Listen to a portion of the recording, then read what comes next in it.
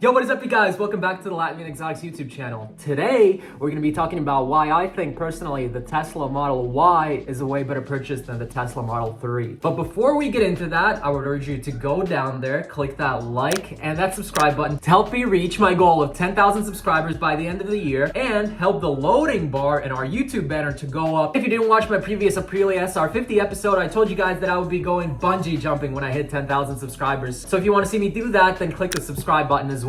But that being said, let's start talking Tesla.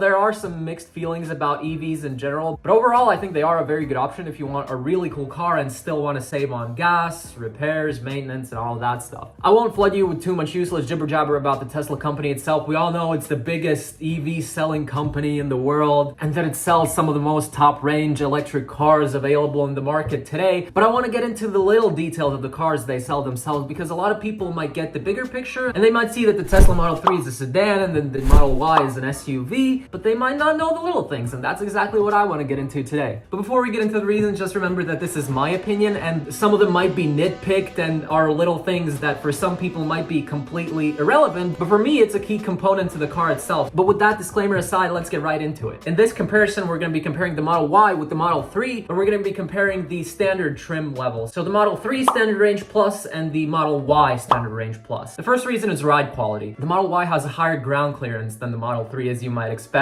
The Model 3 has a ground clearance of 14 centimeters, and the Model Y has ground clearance of 17 centimeters. While it might not seem like a lot, when you're driving daily on Latvian roads where there are horrible potholes on every single corner, those extra 3 centimeters of height actually make a huge difference, especially for a person like me who is prone to hitting curbs when parking in, since I don't park by backing in, I park by driving in with the front. I enjoy feeling comfortable in my car in the way that I know that I don't have to worry non-stop about damaging something, and in my opinion, it gives you a way more pleasant experience on the roads overall. The second reason, practicality. Model Y is a hatchback and the Model 3 is a sedan, which means that it has way more storage in the back than the Model 3 does, because the Model 3 has a separate rear trunk compartment rather than the Model Y, which has the trunk coming together in with the cabin and creating a lot, and I mean a lot, of storage space. Comparing the Model 3 to the Model Y, the storage capacity of the Model 3 is 425 liters in the rear trunk, while the storage of the Model Y is almost double of that of the Model 3. Imagine that, double, 2 times more. It's 854 liters. Moving on, number 3, the audio system, where you might think both of these cars would have the standard audio system, but Tesla have done it a bit different this time. They have the Model 3 having the standard audio system, which, as you can see in the Tesla configurator, they call it the upgraded audio with immersive sound. Don't get me wrong, it's a good audio system, but it doesn't compare to that of the Model Y, for which they have the premium audio system with 13 speakers, a subwoofer, 2 amps, and immersive sound. So if you are an audiophile, this might be pretty important to you. If you don't really care that much about audio, you might not care about this. But in my opinion, it's a really great thing to have in your car. Number 4, this is a very subjective thing, but presence. You see the Model Y in real life compared to the Model 3, and it's overwhelming. It's so huge. It's got such a surface area, and especially if you got a cooler paint like the blue color on it, it looks absolutely mesmerizing in real life. And it makes you stand there and admire it for a little bit. And I might be a little bit biased since I am a Tesla fanboy myself, but that aside, let's move on to number 5, which is interior floor mats. Yes, you heard that right. The Model 3 Standard Range does not come with interior floor mats, as you might know if you've ever been interested in Teslas, but the Model Y Standard Range does come with interior floor mats, even though a lot of people say that the quality of them isn't the greatest and that you should probably swap them out for ones from a third-party brand or invest in some all-weather floor mats from Tesla themselves. But it is nice that when paying 50,000 euros for a car, you do actually get interior floor mats rather than not. Then we have number 6, which is the possibility of having a third row of seats in your car and having 7 seats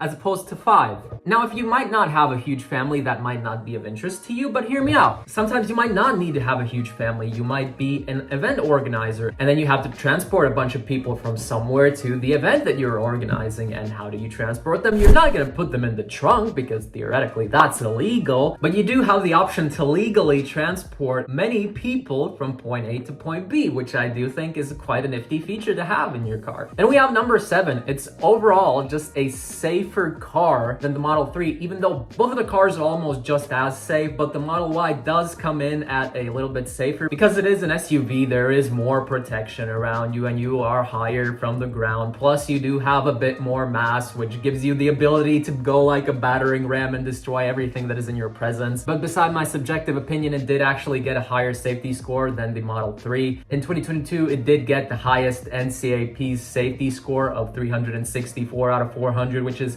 the highest that any vehicle has ever scored within their systems. So it is just that little bit safer. And plus, even if the safety in reality might not differ that much, it creates a larger feeling of safety just because the car itself is bigger than the Model 3, but I guess that's up for interpretation for you guys as well. Then at number 8, we have cooler standard rims, which is, I know, very subjective, but look at this. We have the Model Y. It's white. I'll put on the blue color on it, which is my favorite color, and look how it looks with these chrome rims. Let's head over to the Model 3. We're gonna do the same because we want a fair comparison. We're gonna put on the blue color on the Model 3. As you can see, that Model 3 has aero covers on its rims, and if you take the aero covers off, the rims might look a bit better, but we're looking at the models as is, and as is, I like these chrome rims, and I think they go way better with the car than these aerodynamic wheel inserts do. And even if we were to compare the more expensive variant of the rims they have, let's say the 19-inch rims that the Model 3 has, which are actually pretty good looking and I like them better than the standard ones, but then we go to the Model Y and it has the 20-inch Uber turbines, and I don't think that is a fair match. I guess they're not Uber turbines, they're induction wheels, but they really do look like Uber turbines to me. But that brings us to our 9th point, which is a higher towing capacity. The Model Y is bigger than the Model 3, therefore it weighs more, and therefore it also has a larger towing capacity. The Model 3 weighs in at 1,611 kilograms, while the Model Y weighs in at 1,780 kilograms. So the difference isn't that big, but it does create quite a difference in towing capacity, with the Model Y having a towing capacity of 1,600 kilograms, while the Model 3 has a towing capacity of only of about 1,000 kilograms. So that few 100-kilogram difference in the weight of the car makes a really huge difference in the towing capacity, and there might be other factors that contribute to that, because even though the Model 3 and the Model Y do share a bunch of parts, including the battery and the powertrain design, the motors of the two cars are actually a bit different. The Model Y has an electric motor that produces more torque and more power to accommodate its bigger size, and therefore allowing it to tow more. And there are probably some more factors that influence towing capacity, but I would say these two previously mentioned are the ones that influence it the most. And last but not least, we have a more open panoramic roof. If you look at the Model Y, it has a panoramic roof very similar to that of the Model X. It spans from the front windscreen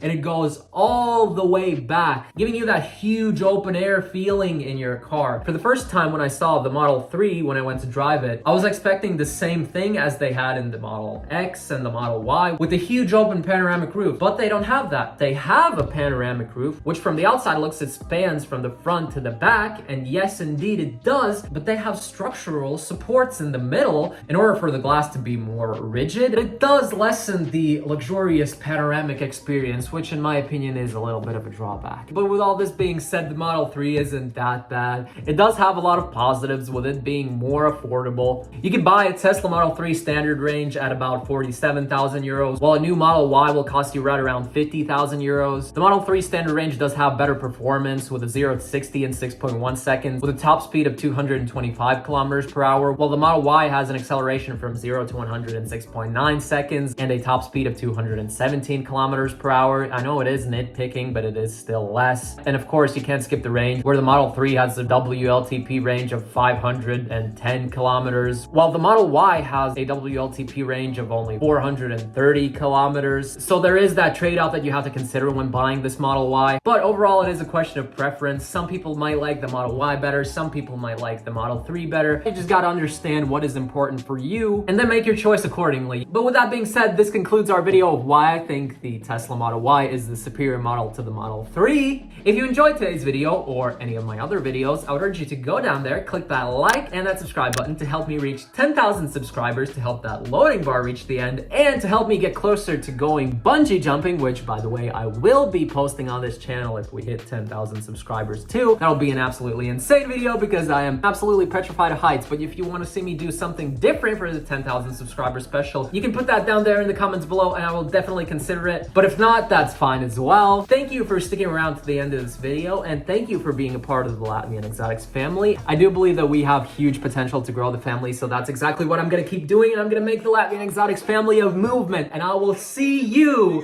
in the next upload.